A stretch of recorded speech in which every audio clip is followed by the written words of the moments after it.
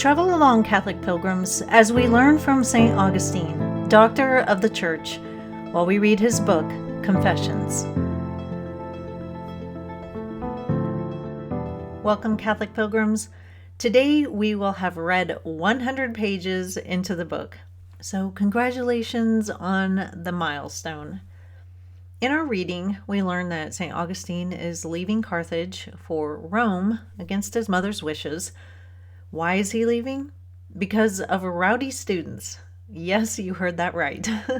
So let's hear about this move to Rome by reading from Book 5, Chapter 8 on page 99. It was then by your guidance that I was persuaded to go to Rome and teach there the subjects which I taught at Carthage. I will not omit to confess to you how I was persuaded to do this, because even in matters like these, we need to reflect upon your sublime secrets and the mercy which you are always ready to show to us. It was not because I could earn higher fees and greater honors that I wanted to go to Rome, though these were the rewards promised to me by my friends who urged me to go. Naturally, these considerations influenced me, but the most important reason, and almost the only one, was that I had heard that the behavior of young students at Rome was quieter.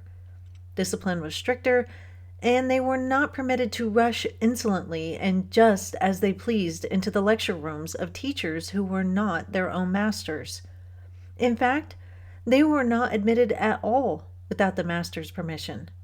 At Carthage, on the other hand, the students are beyond control, and their behavior is disgraceful. They come blustering into the lecture rooms like a troop of maniacs and upset the orderly arrangements which the master has made in the interest of his pupils. Their recklessness is unbelievable, and they often commit outrages which ought to be punished by law, were it not that custom protects them. Nevertheless, it is a custom which only proves their plight the more grievous, because it supposedly sanctions behaviors which your eternal law will never allow.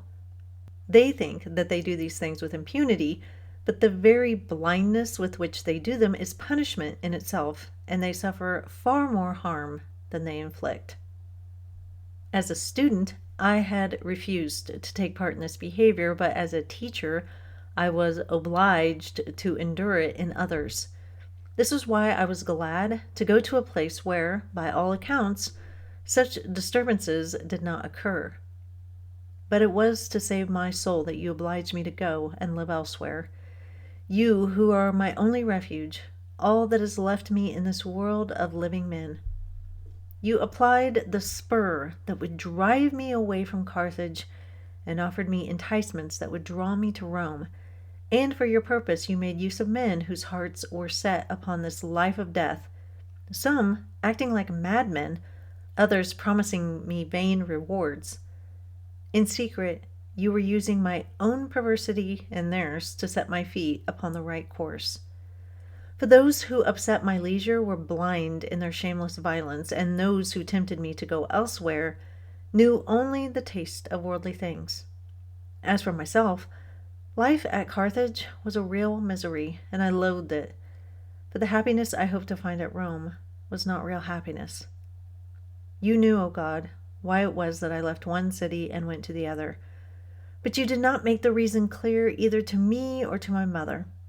She wept bitterly to see me go, and followed me to the water's edge, clinging to me with all her strength in the hope that I would either come home or take her with me. I deceived her with the excuse that I had a friend whom I did not want to leave until the wind rose and his ship could sail.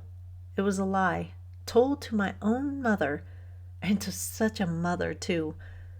But you did not punish me for it, because you forgave me this sin also, when in your mercy you kept me safe from the waters of the sea, laden though I was with detestable impurities, and preserved me to receive the water of your grace.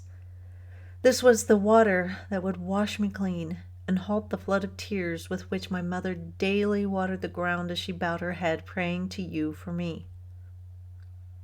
But when she would not go home without me, and it was all I could do to persuade her to stay that night in a shrine dedicated to Saint Cyprian, not far from the ship. During the night, secretly, I sailed away, leaving her alone to her tears and her prayers. And what did she beg of you, my God, with all those tears, if not that you would prevent me from sailing? But you did not do as she asked you then. Instead, in the depth of your wisdom, you granted the wish that was closest to her heart. You did with me what she had always asked you to do. The wind blew and filled our sails, and the shore disappeared from sight. The next morning she was wild with grief, pouring her sighs and sorrows in your ear, because she thought you had not listened to her prayer. But you were letting my own desires carry me away on a journey that was to put an end to those same desires, and you used her too jealous love for her son as a scourge of sorrow for her just punishment. For as mothers do, and far more than most, she loved to have me with her, and she did not know what joys you had in store for her because of my departure. It was because she did not know this that she wept and wailed, and the torments which she suffered were proof that she had inherited the legacy of Eve, seeking in sorrow what with sorrow she had brought into the world. But at last she ceased upbraiding me for my deceit and my cruelty, and turned again to you to offer her prayers for me. She went back to her house, and I went on to Rome. Remember how I told you that there's nothing new under the sun? Turns out students back in the day were rowdy and unruly, just like many are today, and St. Augustine is fed up. He's heading to Rome, where he hears that students are quieter. Now you may be thinking, why add this into the book? He moves to Rome to teach because the students are reported to be better, but so what? The reason he adds this is because of what he calls God's sublime secrets.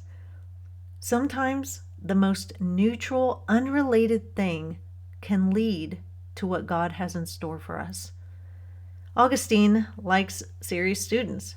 He wants to go to Rome for serious students. But all the while, God was using that to get him to Rome to eventually meet St. Ambrose. I believe they meet in Milan.